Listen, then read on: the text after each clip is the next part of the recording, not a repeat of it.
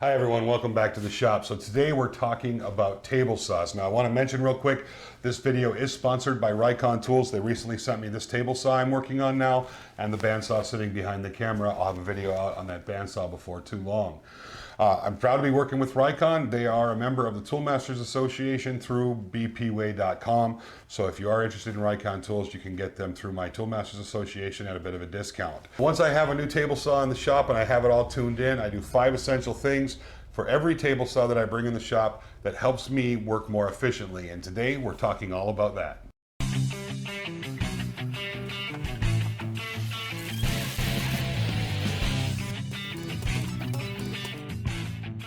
So one of the very first things I do after I get a new table saw is I like to mark the right side of the blade on the bed of the saw. So I put a blade in the saw that I'm going to typically use, and I use 2 different size blades. Then I'll use a straight edge and line it up from tooth to tooth and mark it out with a knife. And that's just going to put a scratch on the surface. And there's a reason I do that. Now I have 2 different size blades that I use, so I do one for one size blade and one for another size blade. So now when I'm using my miter gauge, if I want to cut a piece off, instead of having to move the fence up, measure the piece, and then move the fence back, I can just measure right to my block or my stop, and that allows me to not have to monkey around. So whenever I'm using a stop like this on my fence, I also like to have a good 4 inches of stop block away from the fence. That way I have plenty of room for the material once it's been cut to be moved around.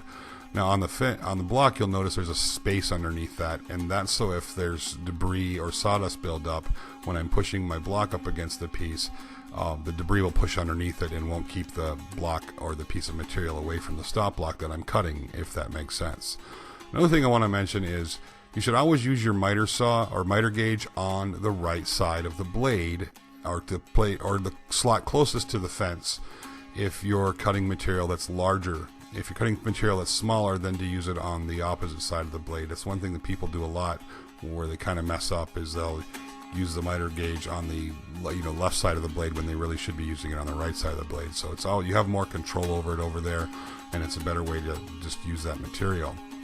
Now another thing that I do every time I get a new saw is I wax the surface. Now if you're in a real high moisture area or do not have a climate controlled shop, it's not a bad idea to put a good coat of spar urethane. Now thin out the spar urethane down to about 30% spar urethane, 70% thinner, and paint and just put a coat on there and let it dry. And then once you do that, you can lightly scuff it and then come back and wax it. And what that does is will help protect it from moisture, from rusting. Metal is a porous material and will rust very quickly if it's in a high moisture area.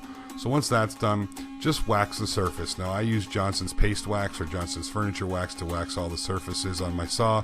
I will wax the bed of the saw, I'll wax the riving knife, and I also wax the fence. And I'll come back about every 3 to 4 weeks depending on how much use I'm putting on the saw and do the same thing over again. It's really nice to have a super clean, well waxed surface that material moves across very nicely. It keeps wood material from binding up, and it's just a safer practice when using the table saw. Now this next tip might seem a little silly, but it is amazing how handy having a little magnetic square is to keep sitting on your table saw. Now, I don't trust the table saw stops to make sure that my saw comes back to 90 after I've changed the angle of the saw, so I keep this square always. It lives on my table saw, and it's very easy to quickly adjust the saw back to a perfect 90 to the bed of the saw this way. Now, when you rely heavily on the table saw's stops for this kind of thing, you can get a little bit off, and if you're working on really precise jigs or you really need a really accurate 90-degree angle, having that little square just living on your saw or something close by that you can use to set that blade up is important. And the regular stops, you can get sawdust built up in it, they can come askew from vibration. I really recommend having a saw and checking that, or having a square and checking the blade regularly to make sure that your blade is at 90-degree angle. So those are a few important tips. Now probably the most important tip when you're stepping up to a table saw to use it is to have a mental checklist. Every time you step up to your table saw, go through a mental checklist, making sure that your footing is good, everything around you is clear, making sure that no one is standing behind you, making sure the things that you have on your table saw are out of the way and in a safe place and nothing can fall into your material or the blade while it's running.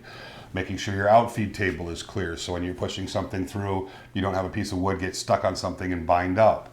Those are all things that are very important. So when you're just getting used to using a table saw, go through a mental checklist every time you step up to the saw, and that's going to give you the best possibility for a positive outcome. I've been doing this now for 30 years and I've never once stepped up to a table saw without going through my mental checklist. And that really goes for any tool in the shop. Have a mental checklist before you step up to your saw. Now, something a little bit more lighthearted is my hat. Everybody makes fun of me from time to time about me wearing my hat backwards. Well, there's a reason for that. In the industry that I was in, we use a lot of zero clearance inserts in table saws, which typically means it's going to throw a little bit more dust and debris back at you. Well, if you're wearing your hat down low and you're cutting, debris can get bounced off the brim of your hat and get behind your safety glasses if you wear safety glasses like mine. And that can be a bad thing when you're running a saw. So typically I will have my hat up high, or in most cases I wear it backwards when I'm using the table saw. Hence the reason you guys see me with a backwards hat all the time. Those are some things that'll help you get more performance out of your saw.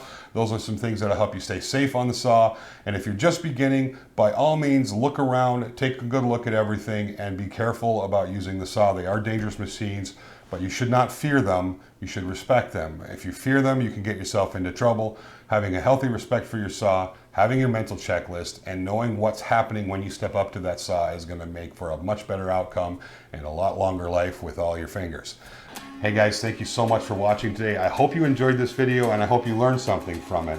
Now, if you're an experienced woodworker, I would encourage you to comment down below. If you have safety tips for table saws, if you have things that you do that are common practices for you on the table saw that have kept you safe over the years, please share those down below. And if you're a beginning woodworker, check those comments out. There's a lot of really smart cats out there, and that kind of information can be very helpful and be the difference between having all these and this.